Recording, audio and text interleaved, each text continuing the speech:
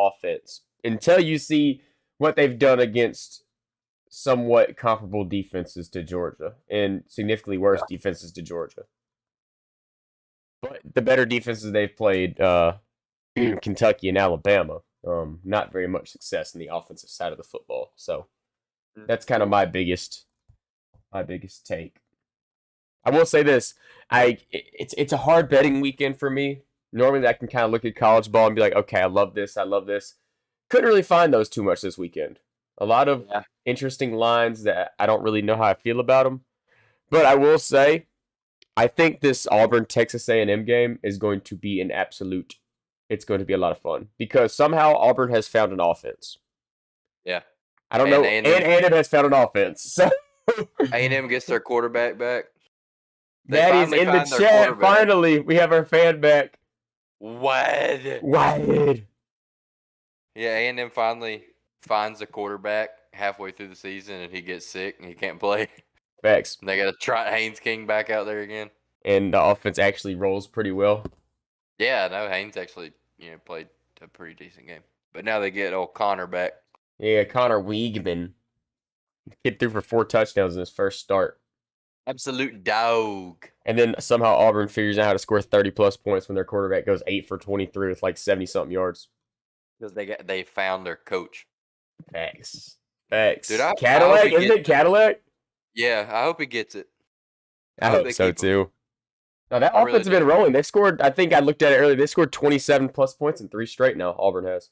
Well, it just seems like the job means more to him. Facts. Like he just it seems like the job as a whole, like he wants it more. And when you're Auburn, like you're not about to go win a natty, so I mean, what do you have to lose? It would be like in 10 years from now if we never had Kirby Smart. He never graced the University of Georgia. And we have some guy that's supposed to be a big time head coach. He sucks with our school. And we fire him and Todd Gurley gets the job for head coach. Yeah. We're like, okay. We'll take It's it. just exciting too. Like, regardless of how you feel about the decision, like it's just a very, very exciting deal. Before we get the podcast rolling, I'm gonna go pee real quick. I will be back. Hey. Restroom break live on the YouTube. By the way, we are live on YouTube. But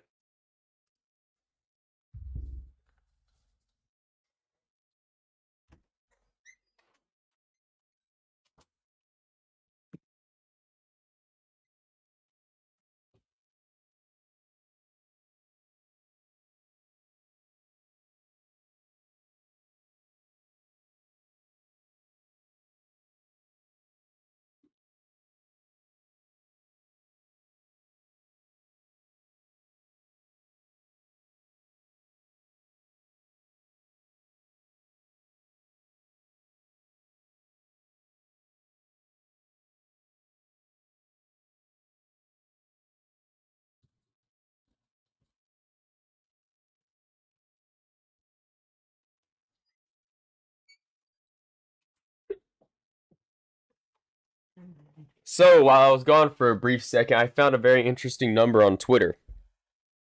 The Braves traded Jake Odorizzi and cash for Colby Allard, but the cash number was kind of random. As you know, we owed him $12.5 million this coming up year. We sent them $10 million. So we still have to pay him 12.5, right? no, we sent them $10 million to cover some of his contract. Oh, so Jake they're paying Odorizzi him was $2.5 owed. million. Yes. So that 10 million was. Oh wow. Don't know how I feel about it now. I ain't gonna question AA the GOAT, but I mean, to have a guy like Jake Odorizzi, at least at the beginning of the season, for a little bit of like starting pitcher depth, I think I'd rather have him than $2.5 million. Like, because at that point, all you're getting is $2.5 million in Colby Allard. So until we sign Aaron Judge, X until and he signs a $402.5 million deal. Oh, there it is. Oh, there's the 2.5. Thank you, Jake. Thank you, Alex. Thank you, Odorizzi. All right, so I heard Kirby say that this Mississippi State offense runs the ball too. Yes. Why he lying? Well, more than what they have in the Why? past. Why he lying? I mean, that maybe like total numbers, like total rushes. Are they successful? Maybe not. No, But they do happen to they run the not. ball a little bit more. They not very successful. 80 yards rushing per game. Yeah. Yeah, right, bud. Is 129th in the nation. Just went to overtime against Auburn. Yeah. Yeah, That's right, third. bud. That's the third worst rushing offense in college football. Went to overtime with Auburn in your home stadium. Yeah. Yeah. Be a fun Not matchup for the Bulldogs, not the ones of Mississippi State. So now I'm looking Bulldogs. now I'm looking like a real big doofus because at the beginning of this year I had debated with you that Mississippi State was better than LSU. I like Mississippi State, and they almost beat LSU. Facts. Played a tough game. So Still don't think LSU's great. No. Jaden Daniels is just a dog. He is a dog. He's a lot better He, than what I thought he was going to be. he keeps them in a lot of games. A lot better than I thought he was going to be. He keeps them in a whole lot of games. Where's my freaking? Here we go. Man, I'd be mad as hell if I got some issues right now in this fantasy squad, boy. Struggling. Who you telling? I'm dead last. Yeah, I guess it's true. I'm struggling, dog. My team been hurt. Let's say My team, it's been a rough year. I'm already low on players right now. I got bye weeks and injuries, and now all of a sudden Damian Pierce is questionable, and damn Kyler Murray's questionable. Got a lot of questionable people coming through. I ain't gonna lie to Deontay Foreman, seeing what he did against Atlanta last time we played him, he looked really, really, really, really favorable in that waiver wire. You get him? What? He's on the waiver wire. Yeah. That's funny because what's his name was trying to trade him to me, Oh, really? and then he drops him. That's hilarious. Oh my god, that's so lame. If you pick him up right now, tell me how this makes sense. If you're gonna pick him up right now, uh, if successful, this will be reflected on your lineup for Saturday, November 12th. That's dumb. So he will not be playing for anybody this week. That's stupid. It sucks. I would think about picking him up and dropping Damian Harris because Damian Harris is not RB1. He's been hurt, and Ramondre Stevenson has been toting that damn thing. So Yeah, he's been good. I don't think Damian Harris is gonna hop back and get the same bulk of carries he had before. It's Chuba Hubbard not back yet. He's questionable this week, I believe. They're probably trying to nurse him though. They're probably trying to nurse him back to life. Oh, Oklahoma State kid. Oh, Oklahoma State. He was studying college though. Pull up my fan deal. I think Chuba played in Oklahoma State. I believe you are correct. I believe so, sir. Oklahoma State, yes. Very nice, very nice. Dang, Kent State, they're good. Kent State balling. Yeah, they beat Bowling Green 20-0. Spread was 18.5. Spread was 2.5. It's 18.5 now. Is Kent State a notable win? Yeah, I mean they should definitely make the playoff. Kent State's a notable win for Georgia. That's what Tennessee would say. Hey, they would.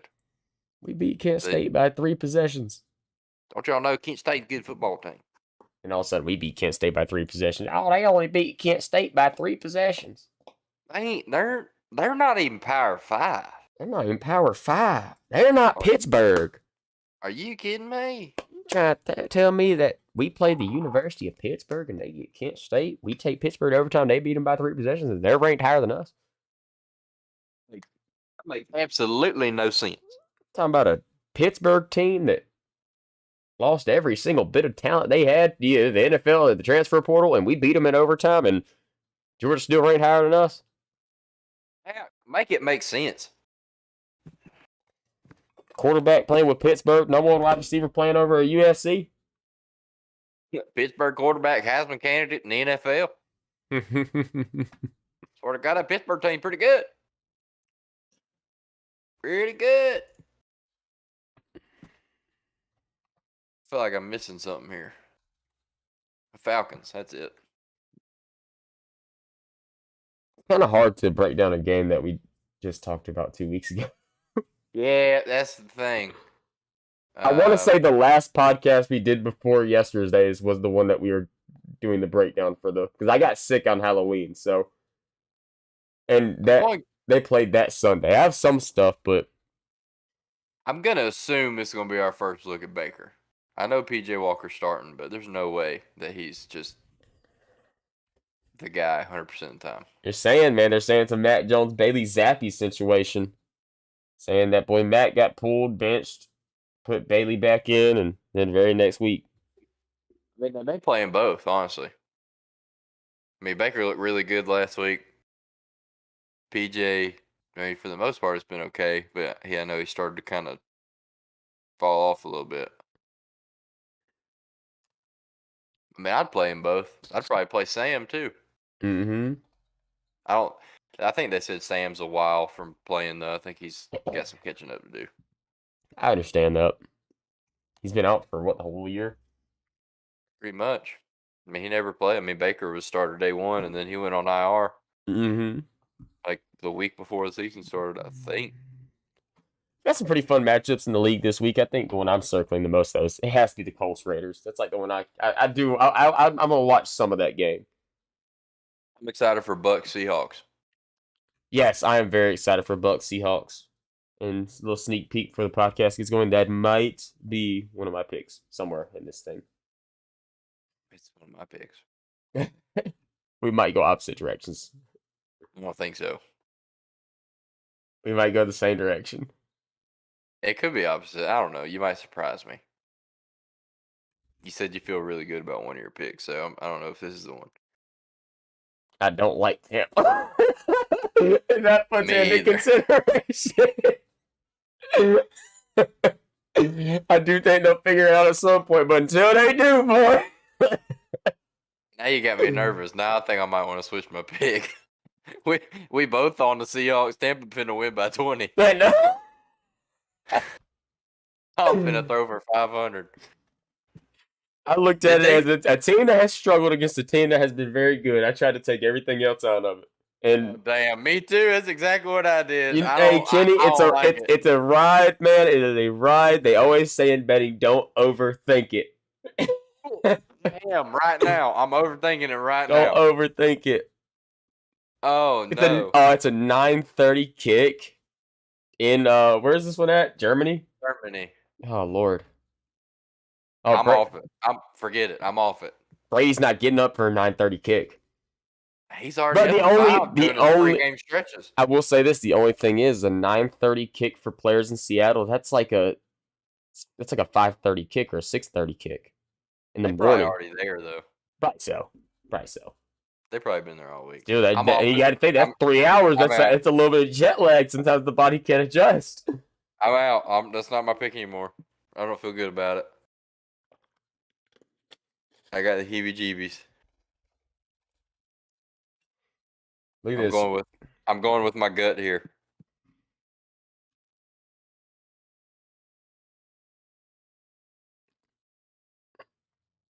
Wait, what'd you say? Nothing.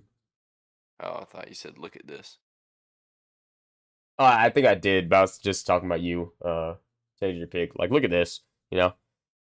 Look at this. See, I was gonna pause you before you said your favorite. Now that we're kind of talking about it, and I was gonna try to get a guess at it, but there's a couple of them on here that I do think that you might be looking at as a gut truster. I see 4 picks on here that I could do as a favorite. That would be me not overthinking things, me just going with 5 of them. There's 5 of them on here for Sunday that I think the favorite is a significant one for me. The first one that I looked at and I was like, oh yeah, that's my favorite. I ended up talking myself out of it because it almost seemed too obvious. So I went with one that I felt might have been a little less obvious, but I still feel really good about my favorite. You know what's hilarious? Now I'm looking at my notes. I didn't even pick Seattle. So, You didn't? Well, no. either way, you talked me out of it. Yeah, I actually did not pick Seattle. Well, you talked me Because out of now, it anyway. whenever I started looking at the ones, I was like, wait, did I pick this game? I went back on my notes. Yeah, I picked a different game. I'm lying. And the one that I picked, it might be the one that seems a little too obvious. I'm a little bit concerned that Tampa figured it out last week. I know it was ugly, but That offense still can't score, man. no, they can't. But then they go and score 60 yards in 33 seconds or whatever. If Tampa catches the ball, then Tampa might put up a lot of points. Yeah, that's true. They've been struggling, and you gotta think that eventually Mike Evans isn't gonna drop that ball. The only thing that goes against that is Seattle has consistently put up a lot of points. Yeah. So, I don't know. That's the tough thing. Seattle's putting up 378 total yards per game. That's pretty impressive. I don't feel good about it. I don't. It never feels good to bet against Tom Brady. Germany, I don't feel good about Germany. Not to mention their running back might be the best running back in football this year. That is very true. Kenny Walker is a stud. He's rookie. I mean, he ain't Derrick Henry. Derrick Henry's still the. I think it's Nick Chubb right now. That's what Derrick Henry said.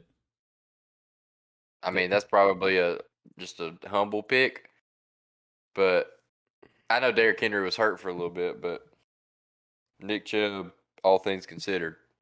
When you look at the Browns, and Nick Chubb does what he does with Jacoby Brissett still throwing 280 a game. And sharing reps with Kareem Hunt. Exactly. Like Nick Chubb does that not being, he's the primary focus of the offense. Don't get me wrong, but I mean, they have a lot of other routes they can go to than Nick Chubb. Where if you watch Tennessee play, their whole team right now is Derrick Henry. Like we saw that this past week against Kansas City.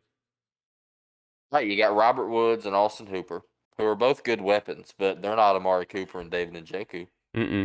No. Ever since they lost Treylon Burke, that's when we saw King Derrick kind of. Especially with Malik in there. Oh, yeah, because, they're not going to let him throw the ball very much. Well, I'm ready whenever you are, Kenny. We can get this thing rolling whenever you're ready, sir.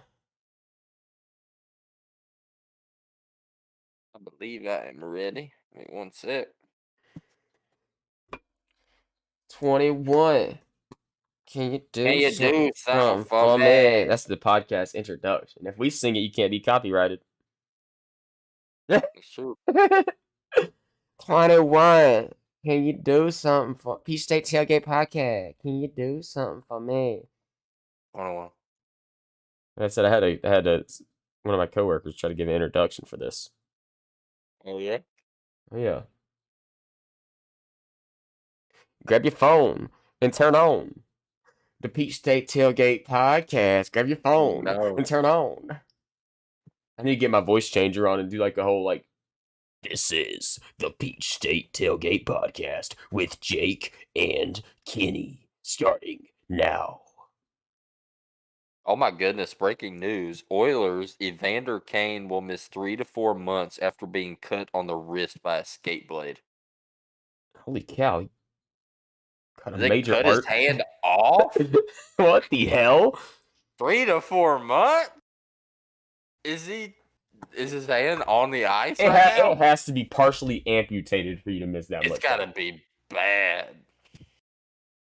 Or he cut a major artery and is having heart conditions from that and is currently in the hospital on life.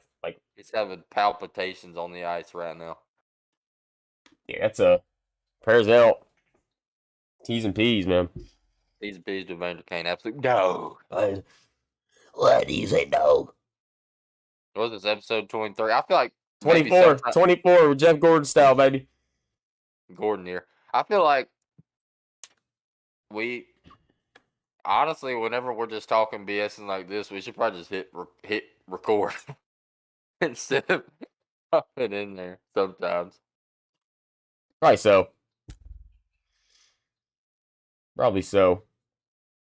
Just break the introduction down 15 minutes into the podcast. Yeah.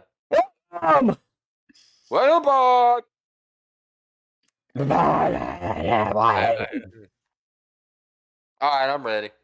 All right, in 3, 2, 1, and we are live. All right, welcome in everyone to episode 24 of the Peach State Tailgate Sports Podcast. It is our Gordon episode. I am Kenny Cochran, joined as always by my co-host, Mr. Jake Hill. Gordon, baby. Got to tell y'all, man, we are having an absolute ball of a time out here on the YouTube Live. Y'all need to get in here. Check it out. Give us a watch. Give us a listen on the YouTube, man, because we have a good old time in here. Just talking ball. It's a little bit more relaxed. We get to kind of get our bearings about us as far as the podcast goes. So y'all need to hop in here and be about it. But yeah, man, we came out here yesterday and kind of talked about a review of what we missed since the last episode, everything that happened with your Atlanta sports teams, Georgia sports teams, and sports around the world. And we're coming into my favorite episode of the week. I believe I can speak for Jake and say that it's his as well. It is betting day. Betting day, wide. Let's talk about everything we got, man. We're talking. Oh, we had it. Okay. We had a little mic break for a second. I think you might be back though. Good. Keep on talking, Kenny. Keep on talking. I'm out here. Oh, you're in there. Let's go. We're here. Let's go. All right. We're going to talk about some college football. We're going to talk about some NFL football. We're going to talk about probably some basketball, some baseball. We're going to talk about everything. We're going to give you our picks. We're going to go through, talk about our record, how we're looking right now. We are still, ladies and gentlemen, on an absolute heater right now. It has been a very, very good past couple of weeks for the show. I've got notes right here for you. We are making you some money, and we're going to keep that thing going throughout this next week. Oh, notes. Nice. All right, Jake, let's dive into this thing. What we got? Man, Kenny, great introduction as always, sir. And I have to start this off by saying it is a beautiful Wednesday. And, George, we hit a little bit of a hot spot for a second. We're starting to get back cool, which we all love to see. It felt like fall today. It did feel like fall today, man. And looking forward, we got next week coming up. Highs in the low 60s, highs in the high 50s, lows down there in the 20s. We love to see it. We are getting to that time of year. I know some people kind of debate on when Christmas season is. People like to push it past Thanksgiving. We're at that point for me. So, I'm not going to hop in the car and start listening to Mariah Carey just yet, but it is definitely fast approaching. Figured I'd just get that stuff out the way first. I do want to do a little time step before we get started. We like to do these throughout the podcast. You kind of know where we're sitting at. 9:07 p.m. Eastern Time, 11/9/22. It is Wednesday if you're listening to us during the week. And yeah, before we get really rolling, again, Kenny mentioned it perfectly. Listen to us on the podcast side of things, Spotify, Apple Podcasts, all this fun stuff, and YouTube. If you're in here listening to us right now, thank you so much. I know my wonderful girlfriend is right now. I'll give her a little shout out on the podcast as we're rolling. But Kenny, I'm gonna go ahead and swing the bat right quick and tee this thing up and get this thing rolling with a little bit of Braves talk. How about that? Yes, sir. Okay, so.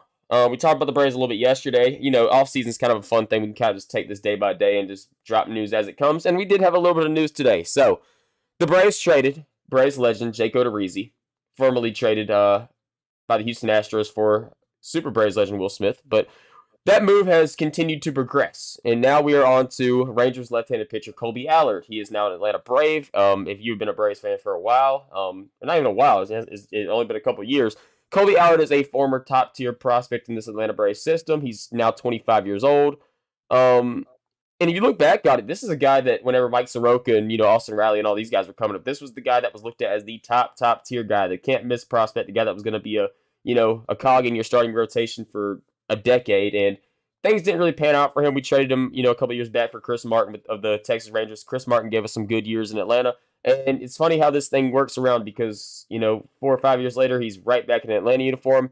He has not had much success at this level, at the major league level, but I know I've met Colby Allard, before whenever he's playing minor league ball, and he's always seemed like a really, really cool guy. I'm rooting for the best for this kid. Obviously, he's in Atlanta Braves now, so we're going to do that kind of thing, but I am happy to see him back in the Braves uniform, and if we can find something in him to, re-spark that top prospect, that top-tier potential he had, that would be a beautiful thing. I do want to mention we also did send some cash to the Texas Rangers along with Jake Odorizzi to help cover some of that $12.5 million.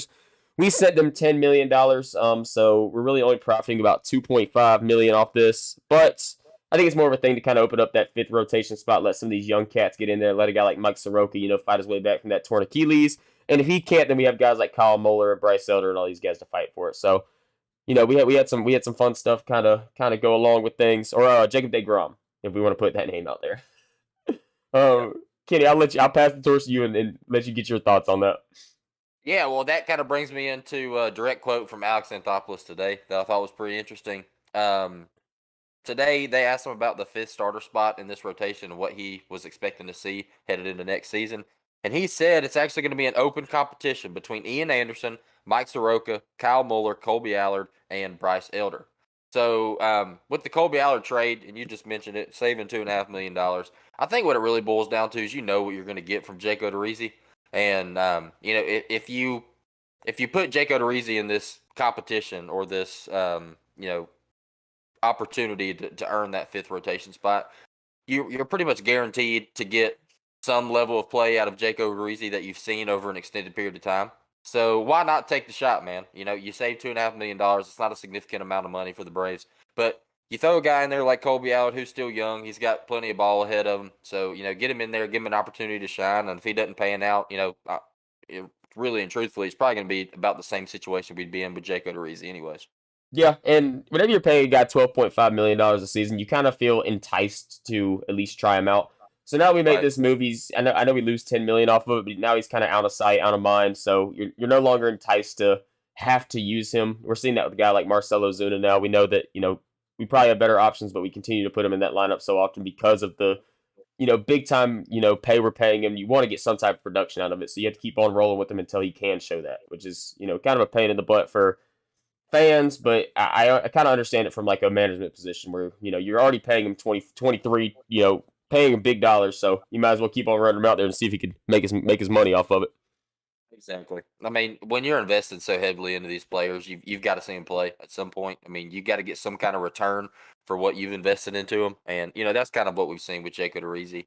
And I mean, is the deal the most exciting deal in the world? No, not necessarily. But Colby Allard, like you said, he's a young guy, so when you got plenty of ball ahead of you and you come in here into an open competition for a fifth rotation spot in this lineup, like it is what it is. That is the truth, Kenny. That wraps it up for Brave stuff for me. I don't know if was that it for you too. Yeah, that's it for me.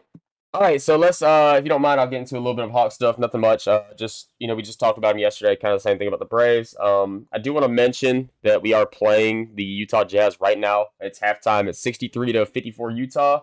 This Utah Jazz team is actually a pretty good basketball team after trading guys like Donovan Mitchell and Rudy Gobert for a million draft picks. It seemed like this team is first in the Eastern Conference with a like 9-2, something like that, 9-3 record.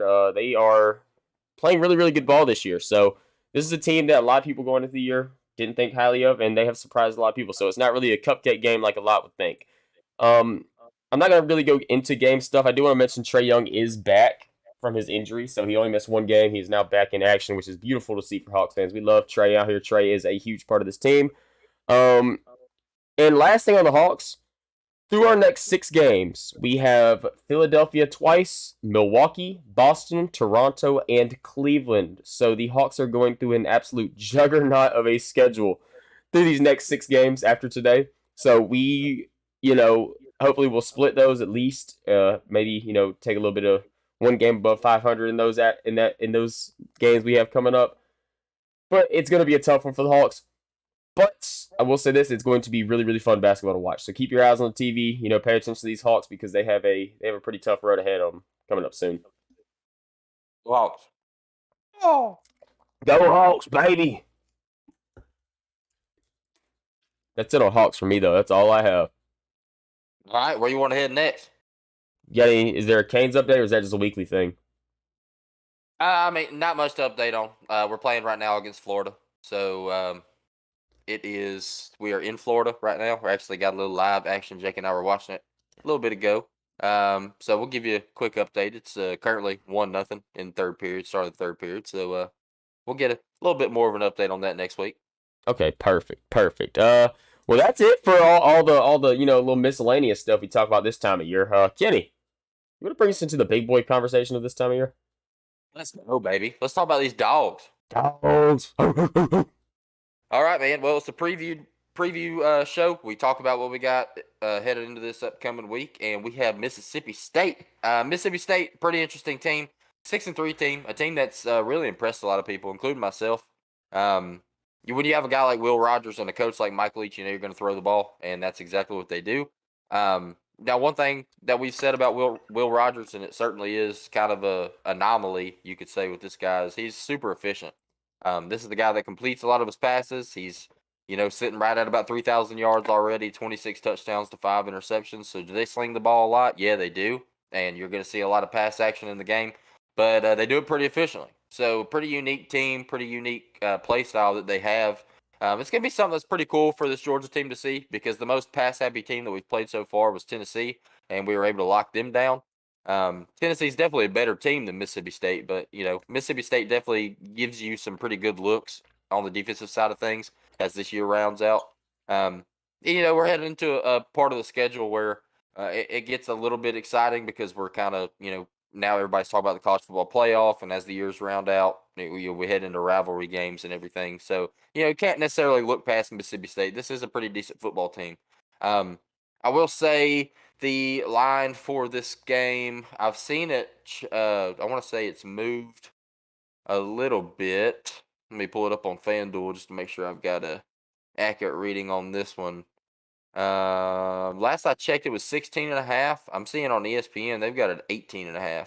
I don't know if it's moved on FanDuel as well. No, we're still sitting at 16.5. So the Dogs opened up as a 16.5 point favorite in this game. The over/under set at 53.5. 80% of the bets are on Georgia, or 86% of the bets are on Georgia. 80% of the money's on Georgia. I think that's a pretty good number, to be honest. This is one of those games where it seems like Mississippi State's a team that's going to go out there and try and put up as many points as they can. I would assume that the Dogs can cover this. I would expect them to. We talk about that every week, though. We are a Georgia sports show. We love the Dogs. But no, man. I mean, this isn't really a game.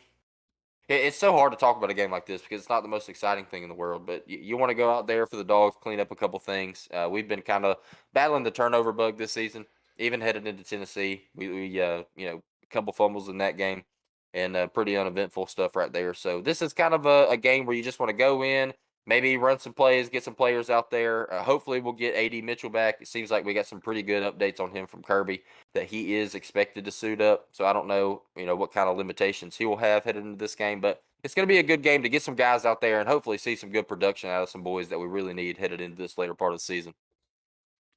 Yeah, the most exciting thing for this game to me is that it's the 7 p.m. kick. I am pretty excited about that. We do get a little night game on ESPN, so pretty good showcase right there.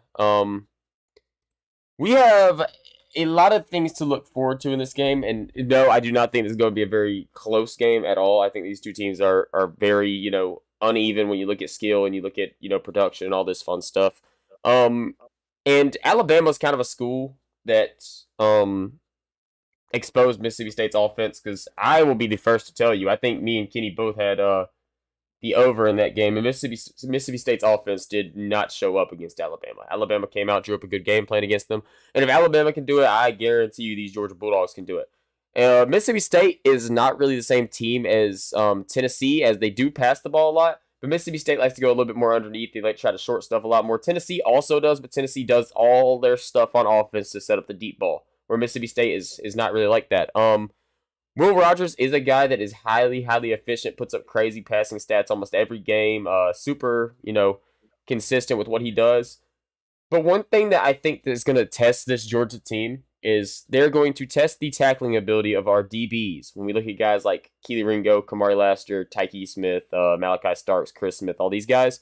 And luckily enough for us, we have the best tackling secondary in college football. There is no doubt in my mind. Every single game, you see guys like Kamari Laster and Keely Ringo, cornerbacks that come down and boom with the big boys. It don't matter if you're a running back, a tight end, a wide receiver. They're going to lower that shoulder and they're going to try to inflict damage on you. And that's not even mentioning our safety group with Chris Smith and Malachi Starks. Both of these guys like to lay the boom. They both like to hit. They're both two of the top tackling safeties in college football. Malachi Stark has shown that he is a guy that likes to get his nose on the ball, likes to really get down there and make plays, around the line of scrimmage whenever he can. So I think that's something that's going to be tested, and I'm really excited to see that because of, the tackling ability of these DBs we have. No, that's a really good point. And one thing I want to say about this Mississippi State team too is, we talk about this not being the most exciting game to break down. And you look at Mississippi State from a numbers perspective, this is just about as average of a football team as you can be in college football. They're sitting at about 62nd in total offense and 46th in total defense. Um, Obviously, it's an SEC team, so the caliber of play is a little bit higher for the teams that they play, especially the side of the SEC that they're in. They're playing some pretty potent offenses and really good defenses over there as well. So I think this is a pretty good football team, man. I really do. So you talk about numbers, man. They give about, I think I've got it at 151 rushing yards per game. So if we're giving our kind of predictions in this game, I don't know. It seems like in games against Oregon, against Tennessee, in games where you kind of expect the dogs to attack on the ground a little bit more, it's been a little bit weird, and we've seen Stetson throw the ball a good bit more than we expected. So I don't really know what to expect out of this game, but if I'm just giving you my initial thoughts, I think this is going to be a big ground game for us. Um, we got Kendall Milton back. He's been looking really good in practice, so I'm looking for him to maybe get a little bit more PT in this one, get out there and really get this running back rotation some more touches, man. You got Dejon Edwards, who's been great this year. Kenny Mack, who's obviously a stud. Kendall Milton, Branson Robinson's been racking up the carry. So I think this is going to be a really good game to get these guys out here and get them some more touches and see what they can do on the ground against the defense that tends to give up some rushing yards. Yeah, I think it's going to be a really big showcase for Branson Robinson, the guy you just mentioned. True freshman, bowling ball type guy, just runs through guys. And he played. I will say this: he did have a very disappointing game against Tennessee. Tennessee had his number, but I think things are going to change against Mississippi State. I expect him to get a good bit of carries, especially when it gets to the second half of the game. If Georgia performs as we're thinking they're going to and can get up pretty high, we know what Georgia likes to do though in that second half and in blowout games. We like to run out Carson Beck and let him sling the pill around a little bit, which is expected because he's a guy that you're expecting to be a starting quarterback next year. You want to see what you got with him. So, but I do think you are right in that. I think that this is going to be a game where we kind of take the pressure off Stetson a little bit, kind of let him get rested up a little bit, and let these the four-headed monster at running back we have to put in some work on the ground against Mississippi State. Because I know they rank in the top 50 in defense, but they aren't playing any defense. I guarantee you that much right now. They're not going to play defense against this Georgia football team. Oh man, it's just kind of a lackluster performance from them all around. I mean, they're averaging 400 yards of total offense a game. A lot of that can be attested to the kind of offense that they run. Um, and that's not discounting anybody. Obviously, we talk about Will Rogers. He's an absolute stud. We like this guy, and I know when he was a true freshman, dude kind of torched Georgia a little bit. So Mm-hmm. we got some bad blood against him. But we got some really good film on him too. We've seen this guy play for years, so we know what to expect. And Kirby's very well prepared for this game. We mentioned it yesterday. Kirby Smart, undoubtedly the best coach in college football right now. So, pretty exciting, man. I think we're going to get to see a little bit more balanced attack from this Georgia offense. We're not really trying to attack this team in one particular way. We're going to put a good game plan together, go out there and kind of see what our playmakers can do because, you talk about 22 guys on the offensive and defensive side of the ball that are without a doubt better than their 22. So, I'm curious to see what we can do, get some more rotational pieces out there, especially against a team like Tennessee that runs that really quick tempoed offense. They don't really give you the opportunity to sub like you usually do. Mississippi State is not necessarily like that. They do run a really heavy passing attack, and with a heavy passing attack, you can expect a lot of breaks in the game, a lot of pauses in the game, and that's really going to give this Georgia team, a chance to get fresh legs in there. So it's going to be a big game to see what these rotational pieces can do. Yeah, and I will say this too. I think this is going to be the toughest game remaining on this regular season schedule. I know we have Kentucky also coming up, so we can't really look ahead too much. But there's a difference between Kentucky and Mississippi State. Will Rogers is probably not going to lose Mississippi State a game, and I do think Will Levis and that Kentucky offense can lose them a football game with how often they like to turn the ball over. So that's one little note I have for this game. I do think I would keep your eyes on it because from the remaining 3 games we have in this regular season, I think this one has this is the one that you want to really keep your eye on. You're going away, nighttime game in Mississippi. You kind of want to, you don't want to let this one slip by you and mess up on this game. No, absolutely not. I'll tell you what, before we hop off the dogs, Jake, why don't you give me your predictions? What do you think we're going to see in this game? Maybe from a personnel standpoint, from an individual performance, what's a kind of a take for you that we're going to see against Mississippi State? Okay, so I'm gonna go with a little bit of a bold one. It's about a guy I just mentioned, Will Rogers. We saw Alabama hold him to below a 50% completion percentage, and I think we see the same thing from the Georgia Bulldogs. I think Will Rogers goes out there and puts together like a 18 for 40 game. I think that we keep one of the most efficient passers in the SEC under a 50% completion percentage. I like that. I like that a lot. I think that's a really good take there. I would love to see it, especially against a quarterback like Will Rogers and a team like Mississippi State that likes to throw the ball the way they do. If we can come out there and play defense like did against Tennessee, man, there's not an offense in the country that can score against us. So I like that. My prediction, I'm going to say for the second time this season, we're going to see a 100-yard rusher. Yes. We've only had it done once. We came really, really close with Branson Robinson. He got up to 98 against Auburn. But Dejon Edwards was our first 100-yard rusher of the year against Florida with 106. I think we're going to see that again. And that might be not the easiest task in the world when you talk about getting a guy like Kendall Milton back and having some more rotational pieces out of the backfield. But I think against a team like Mississippi State, it gives us an opportunity to get back to our bread and butter, and that's getting guys the ball out on the perimeter, getting Kenny Mack the ball out of the backfield in the passing game a little bit more. Maybe throw a couple screens to Ladd and Brock Bowers out on the sidelines, like they made some moves and really open up this run game. So that's my prediction. I think we're going to see a 100-yard rusher for the second time this season. I love it. Do you have somebody you're leaning towards to do it? I would love to see Kenny McIntosh. I would too, and I was actually almost leaning the same way with you, and I was going to say Branson Robinson. I like that too, man. I really do. I don't know what the limitations are going to be out there. Obviously, we talked about it with getting everybody back healthy and getting some more guys in the rotation. It's not going to be the easiest thing in the world, but I would love to see Branson get some more touches. I would love to see Kenny get some more touches because Kenny McIntosh has been so surprising to me this season because he's been so good between the tackles, and that's Yes. not really his game from what we've seen in the past. And he seems to be excelling doing that this year. So I would love to see Kenny McIntosh get out there, maybe rack up the carries a little bit, get the ball in the middle of the field, see what he can do. Dude's got insane vision, man. Oh yeah, and it was a guy, to start the year, we kind of said the same thing about how, can Kenny Mack really run the ball like that? Because, to start the year, he wasn't really putting together all these crazy performances. He was getting carries, but he wasn't really racking up a lot of yards. He was racking up a lot of receiving yards. But, as of late, he really has got going on the ground, which is beautiful to see because I will tell you this right now. There's no doubt in my mind. Kenny McIntosh is the best running back on this football team. He is a top 5 running back in college football. He will be a first or second round. He will be a first or second round pick in the NFL. Like, no doubt in my mind. He would be a first round pick if he did not play running back for sure. But since he plays a running back position, which is kind of hard to be drafted in the first round, I'm going to say he'll be a top 2 round pick whenever he declares for the draft. No, I agree 100%. Dude's an absolute freak. So is that it on the dogs? That's it for me, man. I think we win big in this one. I like that. I think we cover the 16.5, and I think we come out there and really good from a balance perspective. I really want to clean up some turnovers headed into the late season, maybe clean up just some schematic things. There's some stuff we need to do better with, like limiting yardage in the screen game on defense, things like that. And Mississippi State's a team that we're going to get to see a good bit of that against. So I'm looking forward to seeing what we can do. But yeah, man, that pretty much rounds it out for me. Okay, perfect. So where do you want to go to next, Kenny? Do we want to go to the Falcons, or do we want to go to betting for college football? I'll tell you what, why don't we hit Falcons real quick because I think it's probably gonna be a pretty quick one. Yeah, I'm down. We can do Falcons.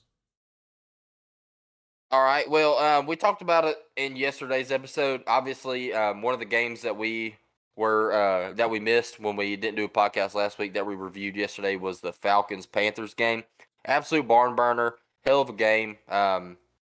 It was a really crazy game from all around. You saw DJ Moore with that crazy penalty and the missed extra point leading up to the game-winning field goal from Mr. Younghoe Koo. And we're headed into another matchup with these Panthers, man. We're traveling to Carolina to take on the Panthers. They're sitting at 2-7. Falcons are 4-5. This is going to be a pretty interesting situation for the Falcons too, because one thing we have struggled from a team perspective is playing on the road. We are 1-3 on the road this year, so traveling down there to Carolina to take on this Panthers team is going to be a really good game to see what we're made of, because this is a obviously a winnable game. We've already won the first matchup, so we really need to do a little bit better on the road. And this is just about as prime of an opportunity as we're going to get.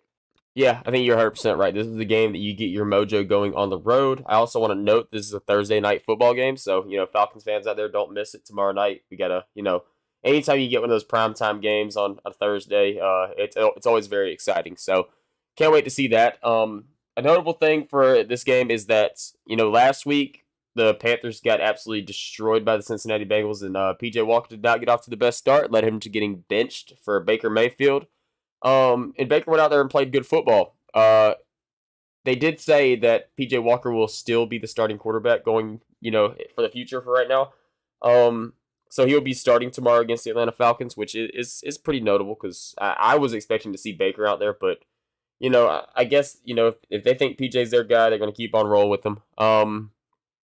And one thing about this game, and it's kind of hard to break down because we just talked about it, 2 podcasts ago, basically the same, almost the same matchup. I have 2 notable things for this game I'm looking at. And one of them is the Falcons ran all over the Panthers without Cordero Patterson. Cordero Patterson is going to be back. He is already back right now at the Falcons. He played last week. And this Panthers team is allowing the 3rd most rushing yards in the NFL this year. They cannot stop the run to save their lives. And for one of the top rushing teams in the NFL, like the Atlanta Falcons, getting our top running back should be a very, very beneficial thing. We love to see it. My other notable thing is kind of on the defensive side. And it kind of leads to pass rush. The Falcons team really struggled with pass rush last week against Justin Herbert. No sacks, 3 pressures or something like that, I think. So we kind of let Justin Herbert get away with a lot of stuff. Can't be the same this week because we are very depleted in our secondary. We can't let a guy like PJ Walker or Baker Mayfield, whoever's in at quarterback, sit back there and, read the field against the secondary because we are very depleted. And if that happens, a guy like DJ Moore is going to go crazy on us, which, we did beat the Panthers whenever DJ Moore went for 150 and a touchdown on us, but, I would like to limit him a little bit more if we could. And I think a lot of that kind of leads to up front where, getting a little pressure on PJ Walker, forcing him to make some mistakes and, forcing some turnovers. Yeah, and I'm curious to see how they play this quarterback situation because Baker came in and played a really, really good game in a game where PJ Walker struggled, and PJ's really played some pretty good football for this Panthers team. We've seen it kind of drop off in recent weeks, but for the most part, he's been a solid quarterback back there. And this is a team they're not really looking to contend. They're not necessarily looking to tank either. Obviously, they fired their head coach. Matt Rule's out. So they're coming out here. They're trying to show what they can do. And a guy like Baker Mayfield is obviously trying to earn a spot back in the NFL. This is a prove it year for him. So I'm curious to see how they play it. I know we talked about a little off air, Jake, and you mentioned the Mac Jones, Bailey Zappi situation. I'm curious to see if this is a similar deal, if maybe they trot both these guys out to see what they can do. So, who knows? It might be our first look at Baker Mayfield this season. Yeah, it'd be nice just from like an NFL perspective, just to see Baker back on a football field. You're right, it's a contract year for him. He's hitting free agency after this year. So as it looks right now with what we've seen from Baker in Carolina, the jobs aren't going to be, openly super available for him. But if he can come out and, try to earn that starting job back and play some good ball these last couple weeks of the season, the NFL is very, very biased on recency. And if he can come out and ball out, there's going to be a team out there that will pay him and, probably utilize him.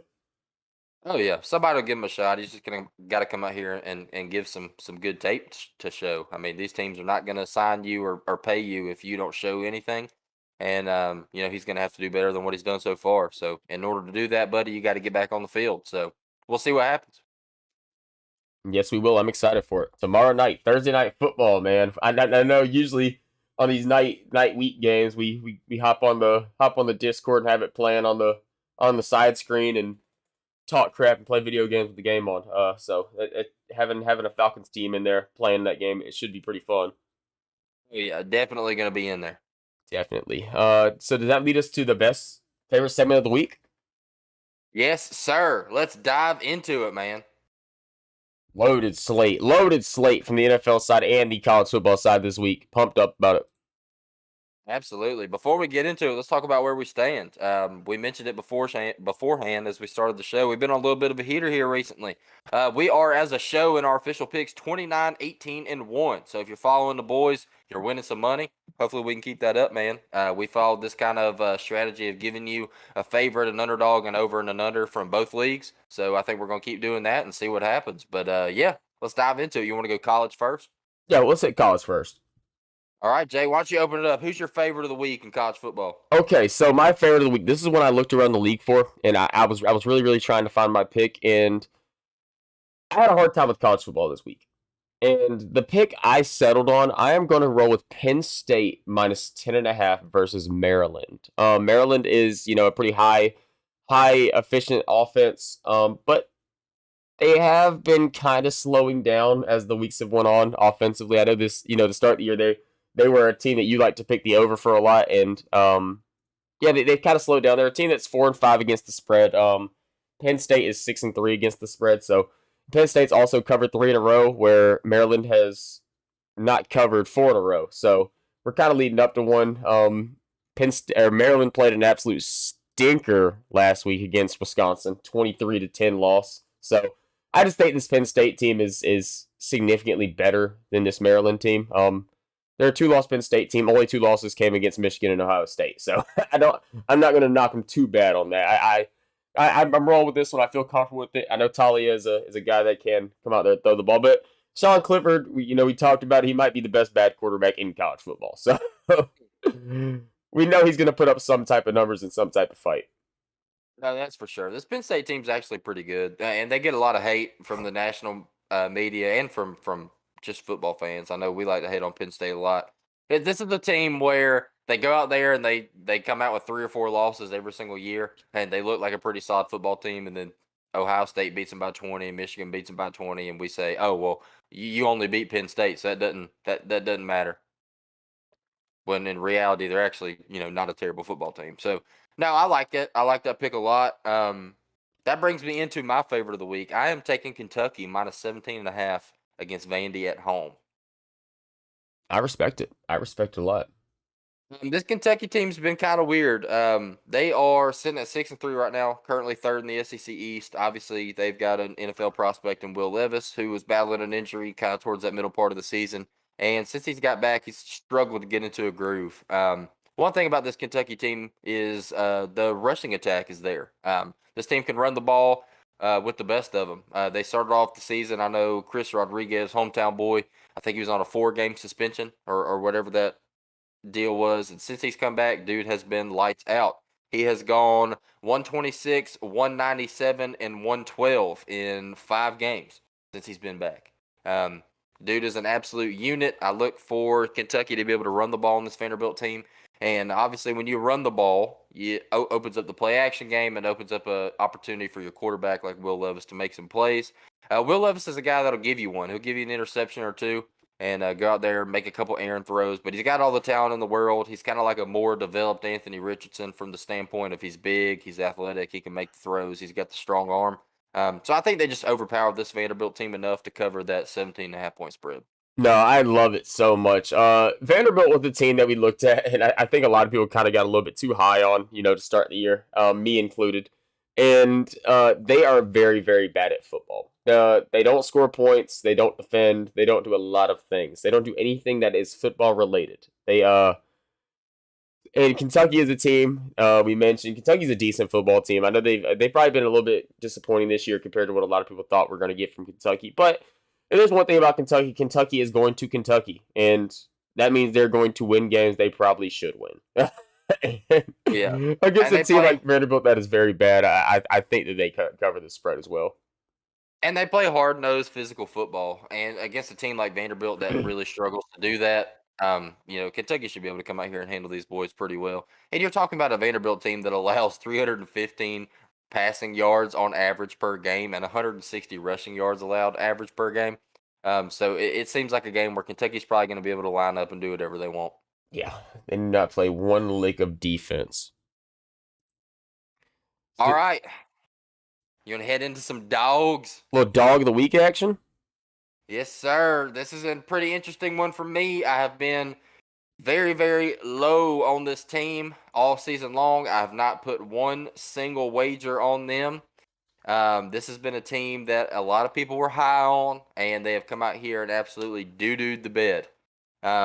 And I'm looking for them to get right in this game. I think we got a little bit of a gift from Vegas in this one, and I'm going to try to ignore the fact that everybody and their mama is probably going to be on it. and I'm taking the Miami Hurricanes plus 1.5 at Georgia Tech. Hurricanes have to figure it out at some point, right? They got to, man. They have to. I mean, you talk about a Georgia Tech team who has been recently playing some pretty good football. I mean, they're sitting at 4-5 on the season, 3-3 in conference, and they're lining up against an ACC team in the Miami Hurricanes. But Georgia Tech, man, they're giving up 410 yards average per game, 230 through the air, and 181 yards average on the ground. This Miami team they're kind of weird because they don't necessarily love to pound the football. They kind of get up there and sling it. I know Tyler Van Dyke was battling an injury. I don't know what his status is, but you've got to think this Miami team is just better from top to bottom than this Georgia Tech team. And I think at some point, this Georgia Tech team has got to be letting some. They got to be giving a little bit of a letdown. I mean, you look at 3 of their last 5 games. They got a win over a ranked Pitt team, a win in overtime over a pretty solid Duke team, and a last-second comeback victory over Virginia Tech last week. I think they're riding high right now, and I think things have got to regress to the mean a little bit, and this Miami team has just got to get it done. I mean, if you can't beat Georgia Tech, then who are you going to beat? Yeah, Miami's 1-8 against the spread this year. I also would roll with you on this one. Georgia Tech is not a good football team at all. And Miami's also not a good football team at all. But we talk about talent wise, and talent for the most part shows up whenever you got 2 teams that are pretty bad at football. And I do think Miami's the more talented team. They went out, they got Mario Cristobal this year. They said Manny Diaz was the problem, and they are worse than they were last year. This is a team that every single year people ride into the year thinking that they have a chance to win that ACC. And newsflash, guys, the ACC is actually kind of tough. And as an SEC fan, it's kind of hard to say, but they might not have teams that are super competitive in the aspect of college football, but they definitely have some teams that have the ability to beat up on each other inside their own conference. And at this point right now, neither of these 2 teams are in that upper echelon of that conference with some of the higher up dogs. So, but Miami definitely has a chance to get up there. I know they've been recruiting a lot better lately. So I would roll with you on this one. Miami plus 1.5. Love it. All right, what you got? All right, so I'm gonna go with another team that we usually don't really bet on too much. We do bet on them, but not in the aspect of a spread bet. And I am actually going to roll with Iowa plus 1.5 Hey. versus Wisconsin. So hear me out a little bit. Iowa might has found an offense. They have been rolling, decently on offense these past 2 weeks, scoring 33 against Northwestern and 24 against Purdue.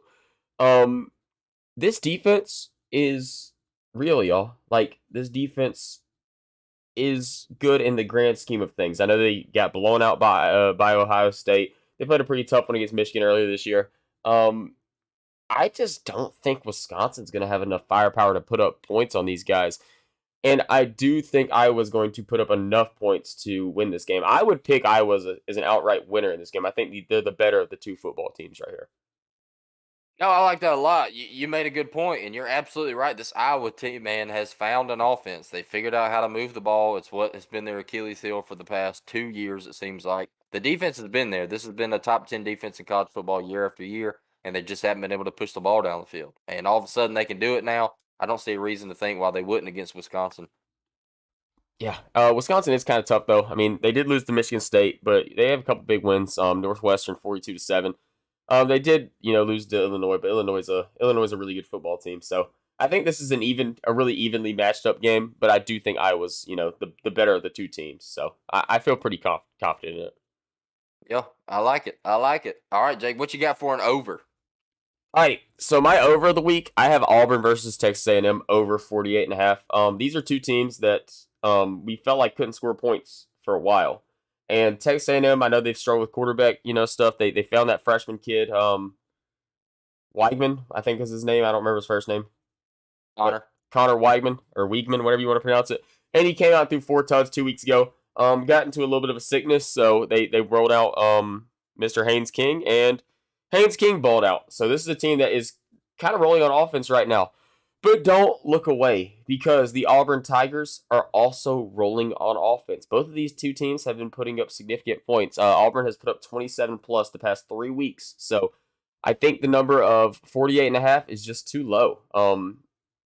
Texas A&M, their defense looked like that nobody could score on them for the first little bit of the season, but now they're starting to allow some more points. it's kind of getting to late season football, and sometimes you can see some crazy stuff happen late season football when these teams are really kind of falling out of contention. And I think this game has the opportunity to be one of those. We saw last week Texas A&M got into a shootout with Florida, which is something that I really did not have on my bingo card. So I would like to see it happen again this week. And 48.5, man, if you in college football, that 48.5 number is not very big. No, it is not. And I kind of like that too, because you mentioned it.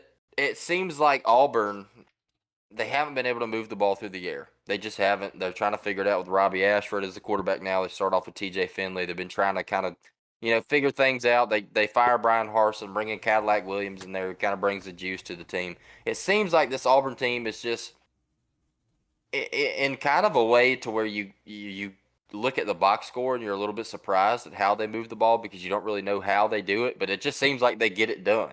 And Texas A&M is a team where they have just been hindered at the quarterback position all year long. It seems like they found a guy with old Wiegman or Wagman, however you pronounce it. So no, I like that. I think this is a game where you could potentially be looking at another shootout. Yes. All right, my over of the week. I'm taking the over 64.5 TCU in Texas. I love it. That's going to be one that I think everybody in the nation is going to be watching. Absolutely. I really do think that this TCU team is good. An interesting thing about this TCU team is they are 7-1-1 against the spread this year. And Texas is also very good against the spread at 6-3. Texas opens up as a 7-point favorite in this game. This is you and I talked about it a little bit off air. This seems like one of those games where you put a little flyer on TCU money line, kick your feet up, and enjoy the game. This TCU team's currently ranked 4th in the country in the college football playoff rankings. They've got a really, really tough gauntlet in their schedule leading up to that Big 12 championship. So they're going to have to show out if they want to make this playoff spot. So they're doing everything they can, man. Max Duggan is a guy, 2,500 yards, 24 touchdowns, 2 interceptions. This over pick for me was based off of 2 things. Number one, this is a must-win game for TCU. They're going to have to come out here, open up the playbook, do whatever they can to beat this Texas team. A pretty good Texas team, I will say. 18th ranked team in the country. And the second reason I'm on this over, TCU is the 4th ranked offense in the country. Texas is the 30th ranked offense in the country. And neither teams play defense. That's true. Both teams allow about 400 yards per game. Both teams are, Texas putting up about 450 per game, and TCU's putting up over 500 per game. So this should be a game that a lot of points are scored. Yeah, I mean, I think you talk about 64.5. That's 32 points by both teams to get to that 64-point mark. I think it's going to take more than 32 to win this game. Yes, it is definitely going to take more than 32. We look at it. TCU, their last 5 games, every opponent has scored over 24 points. Texas in their last 5, other than Oklahoma, they've given up 20 plus in every game. So they have a lot of offense to be expected in this game. And I think you're right. I think that number's a little bit too low. So I would probably roll with it too. All right. What you got? Or I guess, is it my turn to lead it off for the unders? You can lead us off for the unders. All right. This is a kind of a stinky one. I will admit. It is a little stinky. I'm pulling up my numbers. I got to give y'all some justification of why I'm picking this. I am taking the under 72.5 Washington at Oregon. It's a lot of points. A lot of It points. is a ton of points, man. It's a ton of points. And honestly, I'm a little bit worried about it. Both of these teams score. Both of these teams throw the ball. Both of these teams can run the ball. This is a very potent offense against another very potent offense. When you talk about this Oregon Ducks team, aside from that absolute rout in week 1 against the Dogs, this team has been one of the best teams in college football. Bo Nix is looking like a prime Heisman candidate. He's throwing the ball. He's running the ball. He's even catching the ball. Got a receiving touchdown last week. He's doing everything you can ask for him. And you talk about a guy like Michael Penix, dude. This guy is, I believe, leading the nation in passing yards with 32. 23 touchdowns and 5 interceptions, headed up against a quarterback in Bo Nix, who is also playing lights out. Both of these offenses average upwards of 500 yards total offense per game. They're throwing the ball. Washington's throwing the ball 370 yards a game to Oregon, just at about 300. But one thing I think gets a little bit under discussed on these two teams is both of these teams play pretty solid defense.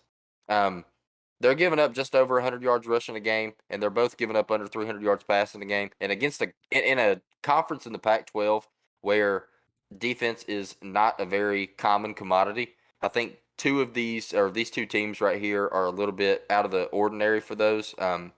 So I think we're going to see a situation like this. I think at 72.5, you're going to see Oregon, to me, is the clear pick to win this game. They open up as a 13.5 point favorite in this game. I think they cover it. I think they win the game.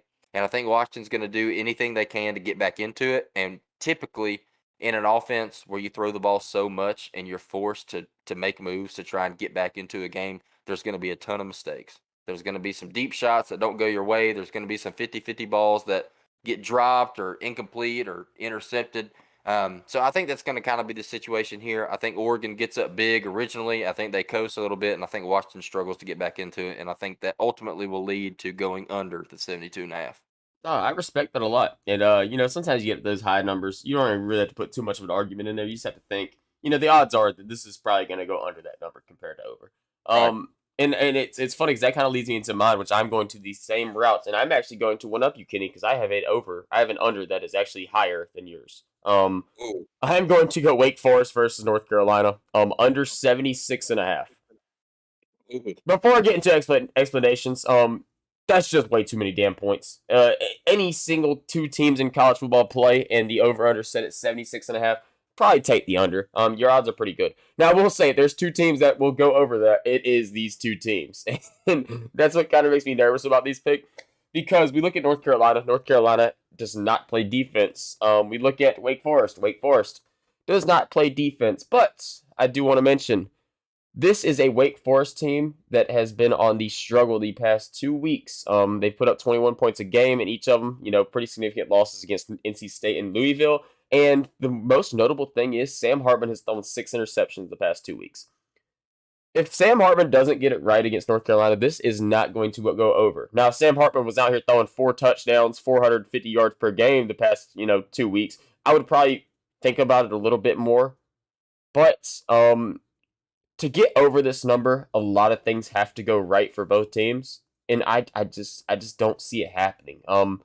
As I mentioned, these two teams love offense. North Carolina, if you've watched the North Carolina game, to me they're one of the most fun teams to watch in college football. Drake May is a phenomenon at quarterback right now as a freshman.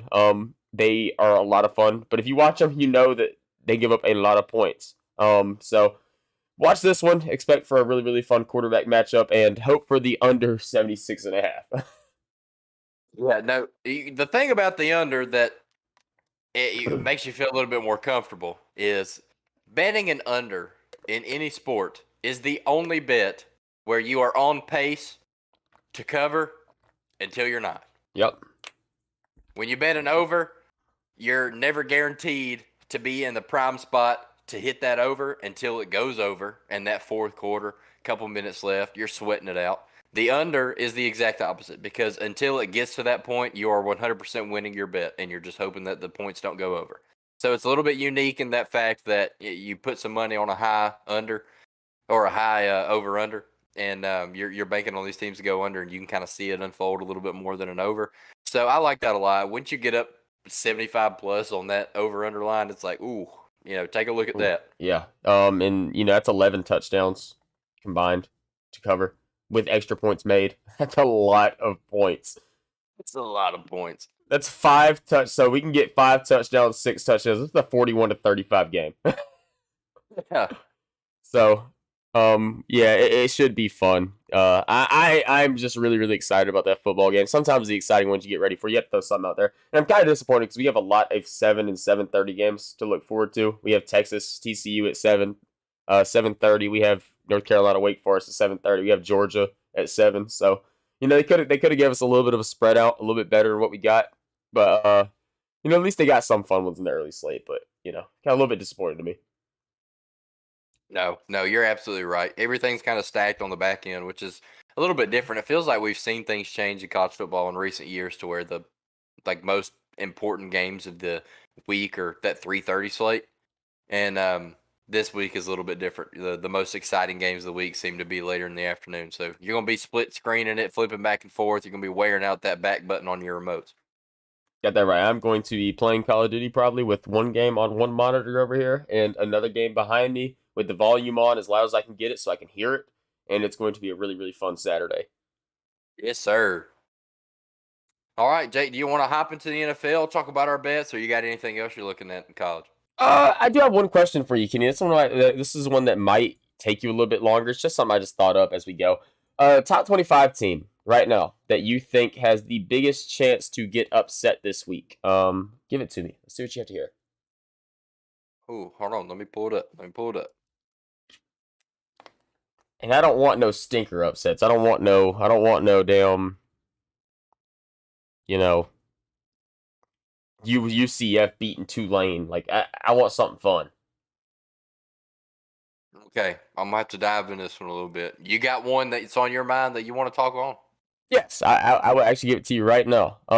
And while you're looking for yours, I will dive. And the one I am looking at right here, Clemson, guys, y'all are not making the college football playoff as it stands right now. But after you lose to the Louisville Cardinals, you will definitely not be making the playoffs. I know this game's in Clemson. Don't get me wrong, but this is a Louisville team that is kind of rolling right now, and we just saw what Clemson did against Notre Dame. This Clemson team is a team that has held on by 10 points, held on by 7 points against a lot of teams this year, and finally Notre Dame came out last week and beat them. Louisville's a team that is kind of hard to hold on like that because they run a pretty dynamic offense. They like to score points. And we look at the defensive stats. These two teams stack up pretty evenly on defense. Louisville's allowing 343 yards of total offense. We look at Clemson. They're allowing 334 yards of total offense. We look at the offensive side of the ball. Louisville's averaging 423 yards of offense. Clemson averaging 405 yards of offense. Louisville scoring 30 points per game. They're allowing 19. Clemson scoring 34 points per game. They're allowing 21. So these two teams right here are a lot more evenly matched than what people are thinking when you look at that number 10 ranking going to an unranked Louisville. I like that. That's a little bit of a wild one, I will say. That's one that not a lot of people are going to be on. A lot of people look at that from the perspective of Clemson's got to get back this week. This got to be a big get back game for them. So I like it. I like it. Maybe Clemson's just not that good at football. Yeah, could be it. That could be it. All right. Well, I'm not trying to throw any layups out here. So you mentioned it. I can't say Tulane, UCF. I'm not going to say Alabama's going to beat Ole Miss. I'm looking at Florida State. Okay. 23rd ranked Florida State has got a matchup against America's team that has just fallen off in terrible fashion these past 3 weeks in Syracuse. Syracuse is a team that has come out here and impressed everybody this season. They have got some crazy wins this season. They go out there, blow out Louisville in week 1. They beat Purdue. They beat Virginia. They beat 15th ranked NC State at the time, 24-9. They lose a close one to Clemson, 27-21. They lose a close one, or not a close one. It was close until Notre Dame pulled away at the end. They lose to Notre Dame, and then they lose to Pitt in terrible fashion. So they've started the year 6-0, and everybody was pumping up this Syracuse team, and then they lose their last 3. And it's got you thinking, man, what is going on with the Syracuse football team? I'm not sitting here saying that Syracuse is a powerhouse. They are not. But I am going to sit here and tell you that Florida State is not a powerhouse. I can confidently say that. And I think Florida State's opened up this game as a 7-point favorite. I do not think that is a good number. I think Syracuse plus 7 is probably a pretty good play this week. So take a look at that. It's not an official pick, but, take a look at it if you will. But let's look at how these teams line up. Florida State is a team that puts up yards, 483 yards per game. But they're headed into a matchup against a Syracuse defense that's been playing lights out this season. They're only allowing 165 passing yards a game. They are allowing 140 rushing yards per game, which is a little bit of a concern. But against a team in Florida State that really likes to sit back in the pocket and let Jordan Travis air it out, rushing is not necessarily their forte. So let's look at just looking at the trends for me. I'm looking at a Syracuse team that has been playing really, really good football and loses 3 back-breaking games week in a row in the past 3 games. If Syracuse is going to get back on track and come out here and finish the year strong, they've got to do it against a Florida State team that I think is probably getting a little bit too much love right now. No, I understand that completely. I love Jordan Travis. Every time I watch him, it seems like I'm pretty entertained with how he plays football. But I do think that team's a little bit overhyped just because they beat the likely SEC West champion in the in the opening game. Um, and that kind of takes me into some other ones for me. And we look around the SEC, and there's two big ones on everybody's marker this week, and that is that's Alabama and Ole Miss. That's the huge SEC matchup this week. Ole Miss is still alive. Alabama's still alive. Ole Miss does not need as much fortune as Alabama does, though. They're a one-loss team. Only loss came to LSU. If they manage to beat Alabama, all they have to hope for is to win out and for LSU to lose one of these games. I don't know how that matches up very well. If my money was going somewhere, I would put my money on Alabama. But I will probably tell you that every single week they play football. But that kind of takes me over to LSU and Arkansas. Ooh, Ooh, ooh is the thought right about it. thing. Thought Ooh about it when is you the asked me. right thing. LSU's gonna lose one of these games against Arkansas and Texas A&M. I will tell you that much right now. Okay. I don't know if they're going to lose both of these football games. I don't think they're going to lose both of these football games. That is very unlikely. But they're going to slip up and lose one of these football games. And if there's one thing Arkansas can do, Arkansas can play offense, guys. Arkansas scoring 32 points per game. Now, one thing about Arkansas, they don't play defense, which is huge. But we look at a guy like KJ Jefferson, one of the most dynamic quarterbacks in college football. If there's a guy in the SEC that I would put the team on his back, let him carry this team. KJ Jefferson is probably one of he's probably up there pretty high for one of those guys because you watch Arkansas play. He is he's super dynamic, makes a lot of plays for him. And they also have a guy like Raheem Sanders, running back. This team loves to run the football. 234 yards rushing per game. Anytime you see a team that plays a lot of offense and doesn't play much defense, it can kind of make things entertaining because then you can kind of get into the aspect of a shootout. And when you look at a team that doesn't play great defense like LSU, they're not really a great defensive team. They have been more of an offensive team this year. That's when you start generating that shootout potential. And in a shootout, we all know anybody can win that football game. So keep your eyes on that. And I think, the spread shows it's a 3-point spread with the seventh ranked team in the country against an unranked Arkansas. Arkansas is a team that everybody was high on going to this season, being a potential to win that West. And I don't think they're as bad as what it shows. Because there's one thing about them: they like to go over. They're 7-2 on the over. They love to put the points up. So keep your eyes on that one. That one could turn into a pretty fun game. No, you're right. And a good point you mentioned there is how Arkansas can put up points. They're averaging 485 yards of total offense per game. And they're really, really balanced, too. They got a super balanced attack on offense. They're throwing the ball 251 yards a game and rushing 235 yards a game, which is nuts. And they're matching up against an LSU defense that does average over 140 yards on the ground allowed per game. And one thing about this Arkansas defense, I know they don't like to play defense, but they're a little bit more susceptible against the passing game than they are the rushing game.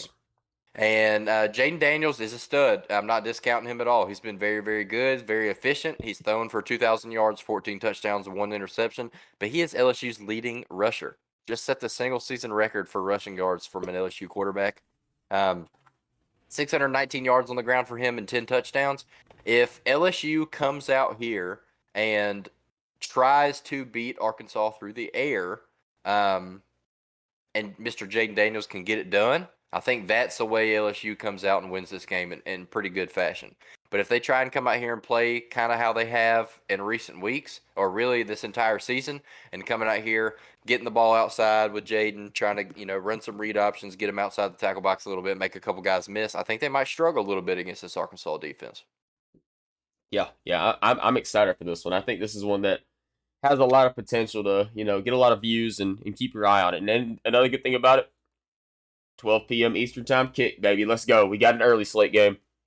That's right. That's right. We can hop in here early, watch some good football. I'm actually going to be in Disney World, but I will be keeping tabs on this one for sure. Disney World, watching it next to Mickey Mouse himself. All right, me and Mickey are going to be gambling. Let's go. All But that right, you rounds want it to out of dive? my upsets. Yeah, that rounds it up for me. So I'm ready for the league now. Let's dive into the men's league. I'm pretty pumped to talk about our bets here because this is, college football. It seems like you and I bounce a lot of ideas off of each other day in and day out. We talk about college 99% of the time. So I have a little bit more of an idea of what you're looking at, I think, in college than I do in the NFL. So anytime we get these NFL picks, it gets my blood flowing a little bit because I got to see what Mr. Jake over here is thinking. So I'm gonna let you kick it off, Jake. Who's your favorite of the week in the NFL? All right, favorite of the week. This is one that I looked at a couple teams. I was a little bit opposite on favorites in the NFL. In the college world, I did not like a bunch of them, but in the NFL world, I found a couple of them I did like. And the main one that stuck out to me, and maybe it's the obvious pick, is I'm going with Miami -3.5 versus Cleveland. We talk about a Cleveland team that is known for running the ball a lot, and a Miami team that has won ball games recently. They have won since Tua came back, but they have not won in super dominant fashion. They're 3-0 in their last three, but they have not won a game by more than 6 points. But Cleveland, they're coming off a big win against Cincinnati, but the last four games before that, they lost every single game. So, I just think this Miami team is better. Cleveland is allowing, they're allowing 347 yards on defense. Miami's allowing 376. But we know Miami's not a very good defensive team. Cleveland is a team that kind of has to rely a little bit more on the defensive side of the ball. And look, numbers don't help this because I'm looking at numbers right now, and everything points towards Cleveland being the better football team. Like that's kind of surprising to me, but I'm looking at Miami, man. It just seems a little too obvious. This is a 6-3 team. They're going against a 3-5 Cleveland. So I'm excited about this game, and I'm gonna roll with it. Just seem right. All right, I actually looked at that one too. That was going to be my pick until I dove into some numbers and I kind of saw what you were talking about there. And I landed on my favorite of the week. I'm taking the New York Giants -5.5 at home against Houston. Love it. Love it. That was one of the ones I looked at too. I like this Giants team, man. I like Brian Daboll. I like Daniel Jones. Everybody loves Saquon Barkley. They have been a team that has really impressed a lot of people. One thing this Giants team has been very, very good at is defense. They're very good on the defensive side of the ball. They're allowing only 219 passing yards a game and under 140 rushing yards allowed per game, which is huge in the NFL because you're playing these teams that can get out there and throw the ball. That's kind of the name of the game in the NFL. And when you're averaging 219 yards allowed, you're doing something in the league. And you're headed up into a matchup against a Houston team that struggles to move the ball through the air and on the ground. Any way you look at it. Daniel Jones has been playing some really good football, and Saquon Barkley looks like prime Saquon Barkley. He looks like everything we've been missing from Saquon. The questions were there with his injury, and he seems to come back in crazy fashion.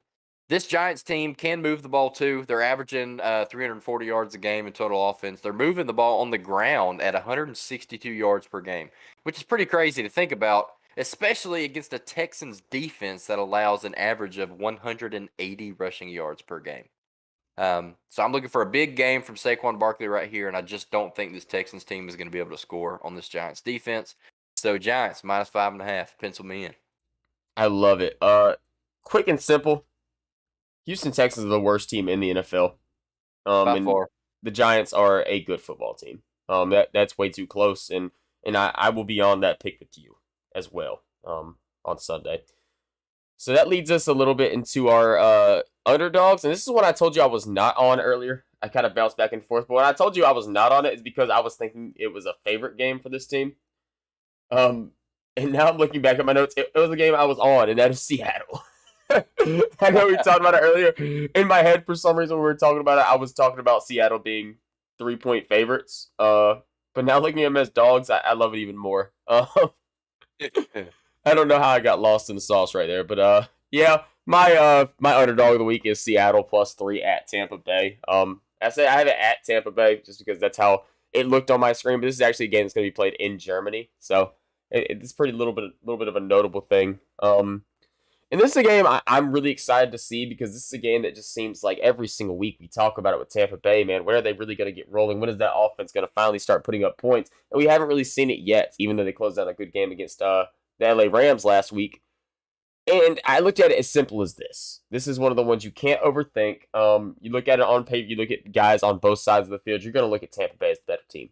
But we look at on the field, playing football, and Seattle is by far the better team this year. Seattle has looked really, really good. Geno Smith has went out and played phenomenal football. A little notable thing too.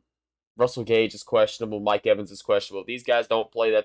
That's really, really notable in Tampa Bay's aspect. I don't know what their injury issue is, but it is something to pay attention to. Also, Seattle 6-3 against the spread. They've covered 4 in a row.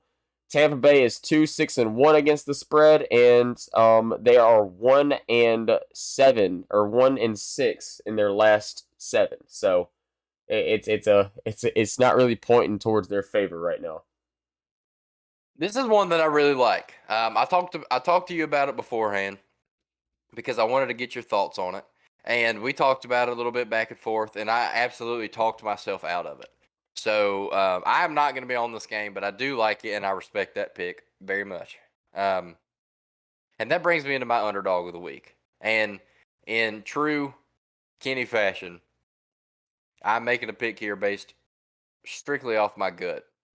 I cannot give you any numbers, any statistics to back this pick up whatsoever. At all. If I tried to, it would look like I'm an absolute doofus because they go opposite of my favor.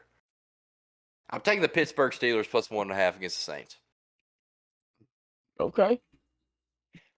This is pure gut feeling. I think the Steelers have been playing hard-nosed football.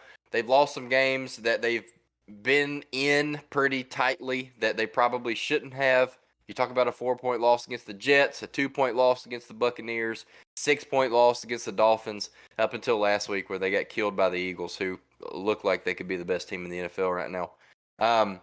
Kenny Pickett, he's had his moments, man. He's shined, but he's also been looking, he's made some bad decisions. He's tried to move the ball down the field. He's got caught by the end of the first half, into the game, throw up a Hail Mary, gets intercepted, bug a little bit. But for the most part, not been playing too great of football. The Steelers also struggle to move the ball on the ground.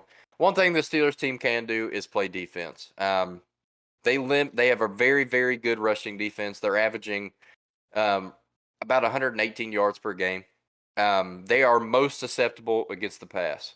And when I look at a Saints team that is trotting Andy Dalton out there week after week, and he comes out there and he throws for 300 yards, a touchdown, 3 interceptions, I think the Steelers' defense is probably fit or the most fit to stop an offense like the Saints, especially in a game where your top 2 receiving threats are out, and Michael Thomas and Jarvis Landry, I should say, is questionable, but it's looking like he's probably not going to play. Your number 1 corner is out in Marshawn Lattimore. Mark Ingram's out, who's your number 2 running back. So a lot of injury concern for the Saints team. I think the Steelers team's able to keep this thing close. 1.5 is not a line that you would look at to say they're going to keep this game close. It's probably they could win this game, or my bet is going to lose. So this is strictly off my gut. Don't crucify me over these numbers, but I feel like the Steelers might pull out a win against the Saints here.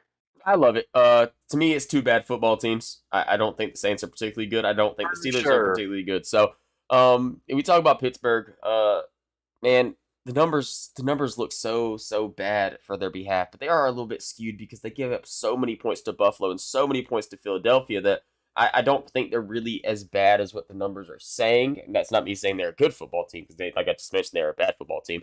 But I do think that it is an interesting matchup against the New Orleans Saints, because I will say one thing about New Orleans. New Orleans might be able to put up some points. Andy Dalton might be able to do some stuff. But boy, that defense is pretty bad. So they allow 25 points per game. So keep an eye on it, man. It's going to be an interesting game. And if Kenny Pickett comes out there and can limit the turnover, he can limit the turnovers a little bit, that would help itself right there. So definitely keep an eye on that one. All right, I'll kick off the overs. All right, heading into my over of the week. This is one that you look at the defense, it makes you think otherwise. But when I look at how these two teams have been playing lately, I feel pretty good about this. And I'm taking the over 45.5 in the Chargers Niners. Okay.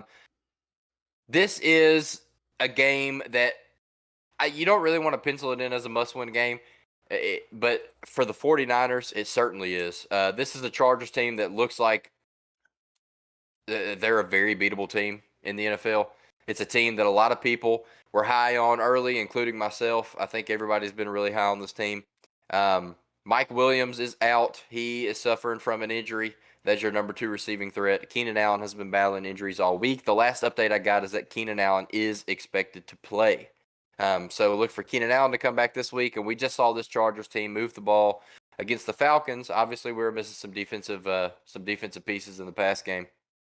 But in a pretty low scoring game against the Falcons with no receiving threats for this Chargers team, anytime you have a quarterback like Justin Herbert line up, man, he's going to be able to make you pay. He's going to be able to get the ball down the field. He's going to be able to make some plays. This dude is an absolute stud.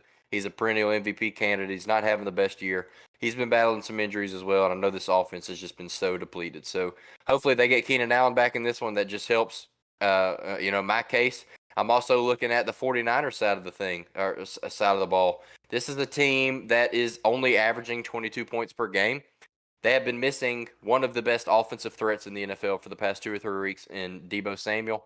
Deebo Samuel is my number 1 wide receiver on my fantasy football team, and I got the notification earlier as I was making my picks that he will play in this game. Oh, yeah. So Deebo's back. Keenan Allen looks like he's going to be back. I think this is a game that could go over this 45.5 and a game that both of these teams really, really need to get a win here.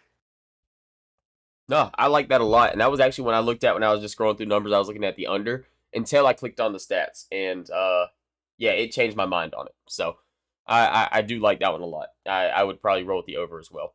And that leads me into my over. And this number is kind of high for the NFL. I'm going with Chicago versus Detroit over 48.5.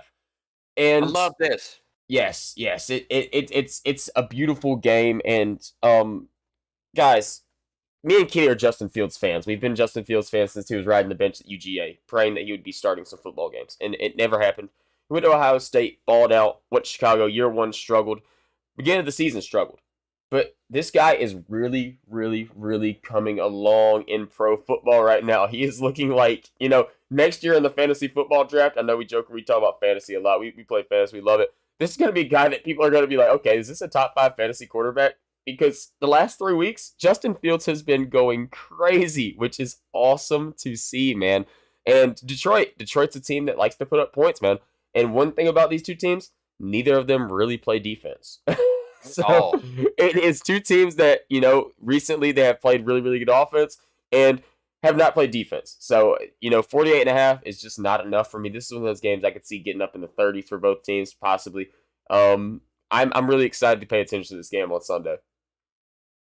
No, dude, I like that a lot. This is one that I looked at. I think this Bears team has really figured out how to move the ball.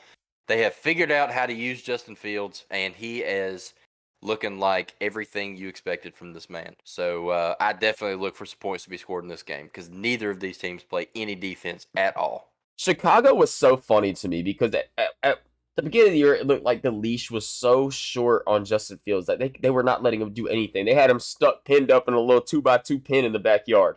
And then out of nowhere, boom, just let Justin Fields run the offense. Let him do everything Justin Fields could possibly want to do on the offense. And now they are moving the football. Justin Fields is running the ball. Justin Fields is throwing the ball. He is doing everything right now. And they have been putting up points since it happened. Maybe they're not winning games because they have been giving up a whole lot of points. But they are putting up points, which is nice to see. All right, Jake. I'm going to kick it off with my under. This is one that I'm pretty excited about. I like this one a lot. I am taking the under 43.5 Washington Commanders at Philadelphia Eagles. Okay. I like this for one reason and one reason only. I am expecting an absolute blowout. I figured you'd go that route. I think the Philadelphia Eagles come out here and dominate this Commanders team. This Commanders team has not been playing very good football. They're averaging 340 yards total offense a game. They're giving up yards. They're giving up passing yards. They're giving up rushing yards.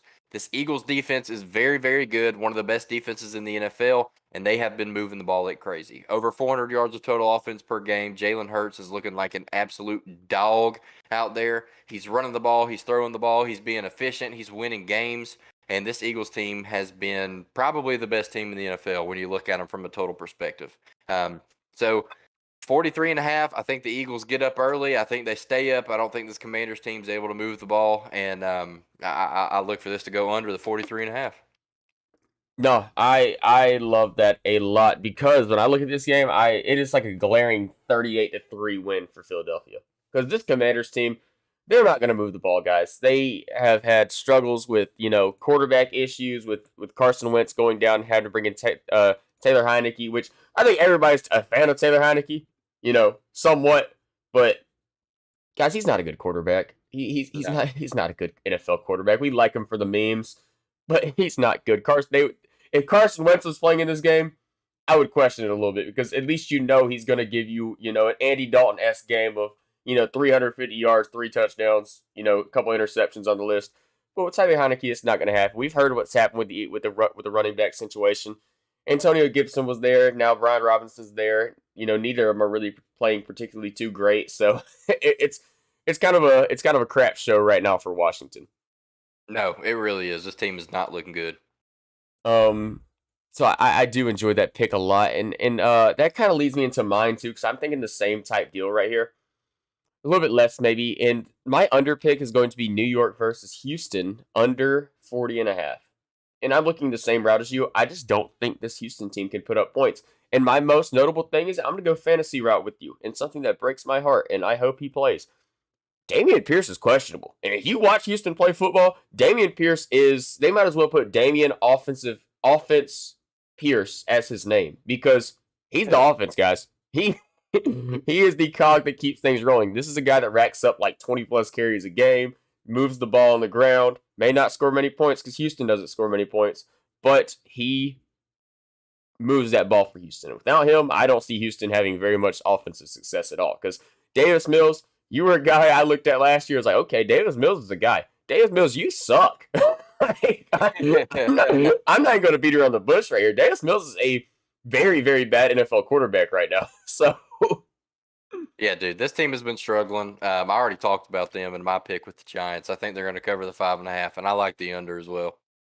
okay, perfect. I like it a lot. Now, now we have official picks in. We're gonna win some money for you guys this week, Kenny. I'm gonna kind of go to the same question I asked for college ball.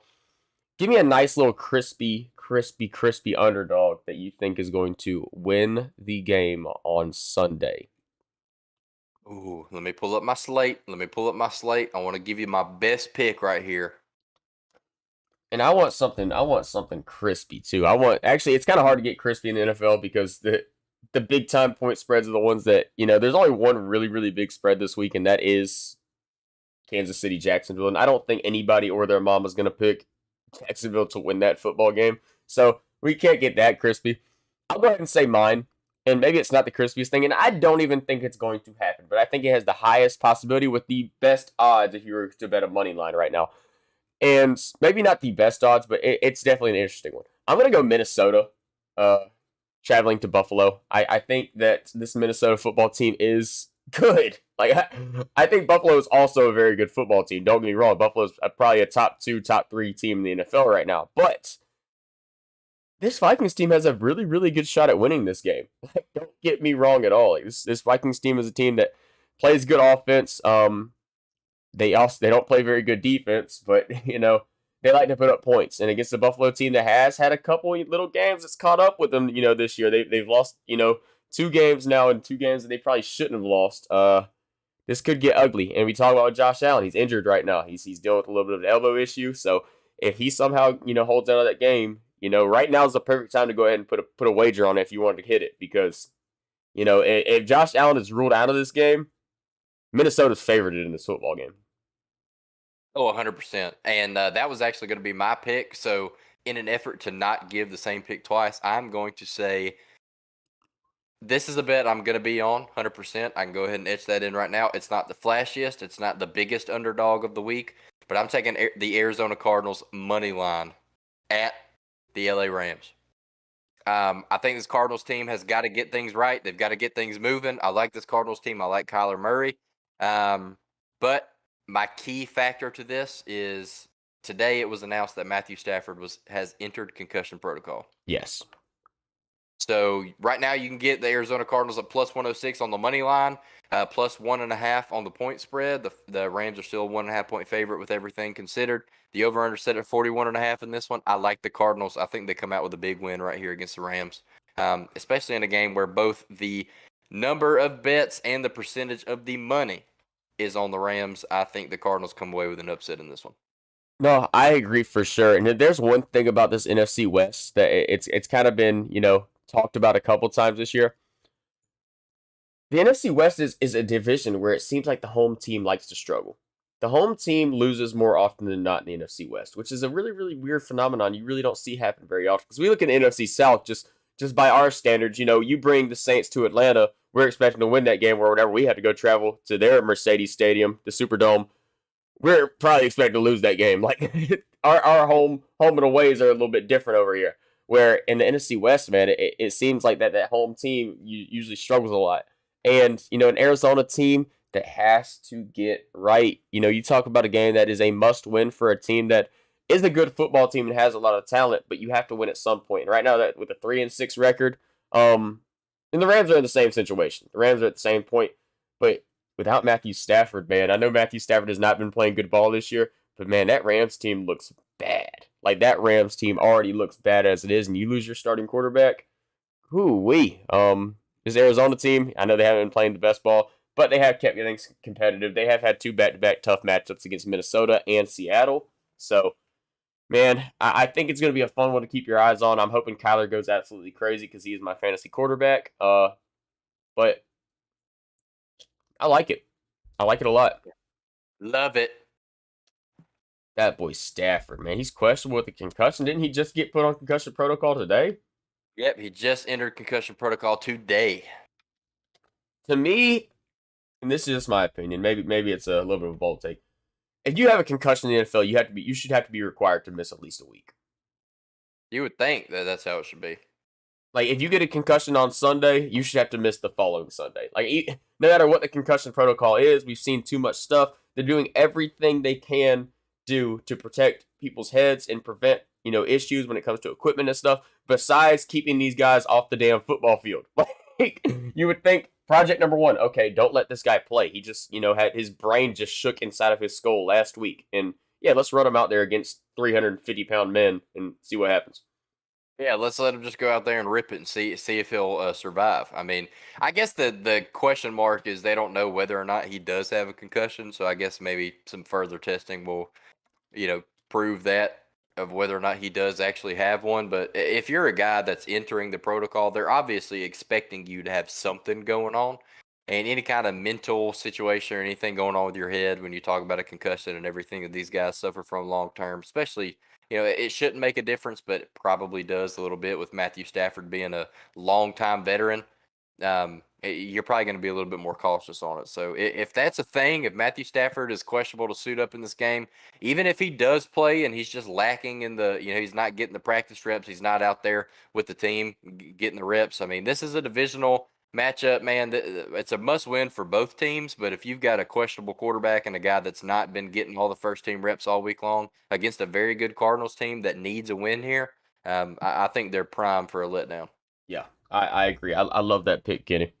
Well, not a pick, but the opinion, because this is not official pick time anymore. That's right. But I think that wraps us up. At first I was looking at the timer and I was like, man, we are going to do a short podcast today because we're at about 40 minutes, and I was sitting there like, man, we're really getting close to getting to the end. But then we get to bets and we start going, and now we're at an hour 20. So I think this is the perfect time to wrap it up. And I'll go ahead and start off the little wrap up thing, and I'll pass to you, and we'll go ahead and get this thing ended. Thank you guys so much. Appreciate it. We talk about at the beginning of the podcast. We'll end it like this too. Check us out on the socials, Peach State Pod on Twitter right here. We have the podcast, if you're watching us on the YouTube side of things, on Spotify and Apple Podcasts. And if you're listening to us there, check us out on the YouTube. It never hurts. You can comment in the little comment section. I'll look over and read it as we're doing live. I might not react to it because, we are live stream. We're doing it for podcast content, but I will see it. And we hop in here about 20 minutes early, and we'll kind of ramble on. If you say something then, I'll talk to you all day long until we get started. But, it goes how it goes. Find us on Twitter. Send us a message. We would love to do a little Q&A or some point. At some point, give us a little Georgia questions. We'll mention it on the podcast, bring it up, give us some ideas, give us some tips, all this fun stuff. And Kenny, that wraps it up for me. Any final thoughts? Yeah, man, I just want to say, anytime we get to put some bets out there, especially when we're on a little bit of a tear like we have been, we're winning some money. We want to try and win y'all some money, man. So, again, we've said it before. If we're giving you a bet, it's a bet that we're going to be on. So, we'll ride it with you, see what happens. 29, 18, and 1 right now is pretty good. So, we look to hopefully win you some more money this week and keep this thing carrying on. But, yeah, Jake, thank you guys so much for listening. Jake mentioned it with the socials. Get on there, interact with us. Be sure to let us know if you have any questions. We'd love to have you guys hop in the live stream too, talk with us, get a little back and forth banter going on. And y'all keep tuning in every week. We're going to keep coming out here and pumping out content. And, go Dogs and go Falcons. Let's let this thing rip one more week. Let's go,